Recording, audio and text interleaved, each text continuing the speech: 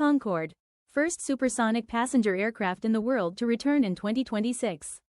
After decades of silence, Concorde is on track to become the world's leading supersonic passenger aircraft once again. The iconic Concorde is preparing to return to commercial skies by 2026, marking 50 years since its first historic flight. Fly-Concorde Limited aims to relaunch supersonic passenger service from the United States under a groundbreaking aviation policy shift. On June 6, 2025, at Washington Dulles International Airport, IAD, U.S. President Donald J. Trump signed the Concorde Bill, lifting the long-standing ban on supersonic flight over land. This regulatory reversal unlocks a new era of innovation in high-speed sustainable air travel. Concorde supersonic jet to return by 2026. After decades of silence, Concorde is on track to become the world's leading supersonic passenger aircraft once again. The recently signed executive order clears regulatory airspace that had long blocked overland supersonic travel due to sonic boom and environmental concerns. The new legislation positions the U.S. as a leader in next-generation aerospace innovation and sustainability. The new Concorde will remain true to its iconic silhouette but will be 50% lighter and use advanced composite materials and sustainable aviation fuel, SAF, cutting emissions by 80%. It will cruise at 60,000 feet, significantly higher than conventional commercial jets, while operating faster, quieter, and cleaner than the original. The interior will reflect minimalist Japanese aesthetics, developed by leading sustainable architects. Every feature, from cabin design to propulsion systems, will incorporate cutting-edge aerospace technologies rooted in decades of research and development. At the helm of this supersonic revival is Dr. Pano Croco Churchill, CEO and founder of the Concorde Company, based in Washington State. A triple PhD from Oxford and an expert physicist, Dr. Churchill is credited with solving the long-standing sonic boom challenge. His patented sonic boom suppression technology, granted in May 2025, enables Concorde to fly overland without disturbing ground-level communities.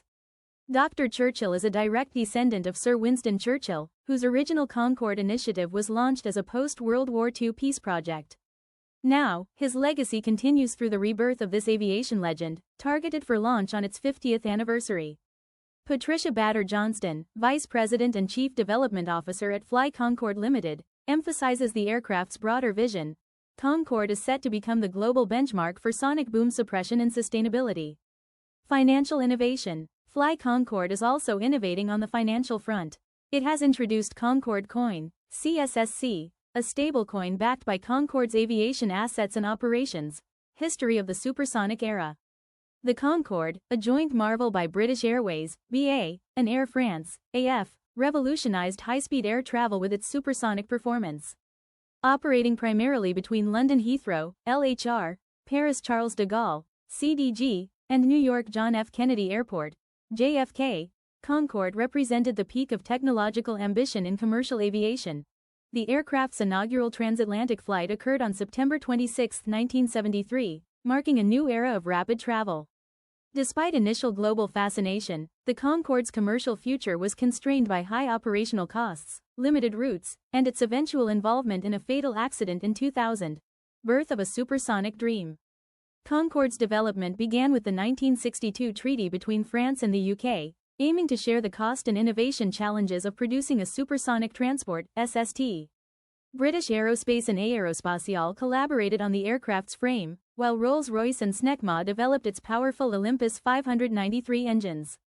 This cooperation marked a defining moment in European aerospace engineering. After its maiden flight on March 2, 1969, the Concorde entered commercial service on January 21, 1976. British Airways, BA, initially operated the London, LHR, to Bahrain route, and Air France, AF, flew from Paris, CDG, to Rio de Janeiro, GIG. Shortly after, both airlines launched regular services to Washington Dulles, IAD, and New York JFK, offering transatlantic flights in under 3.5 hours. Although capable of cruising at Mach 2.04, 2,179 km per hour, the Concorde was never economically viable. Only 14 production aircraft entered commercial service, with persistent financial losses leading to route reductions until JFK remained the only regular destination. The aircraft's sonic boom and high noise levels also restricted route expansion, final years and grounding.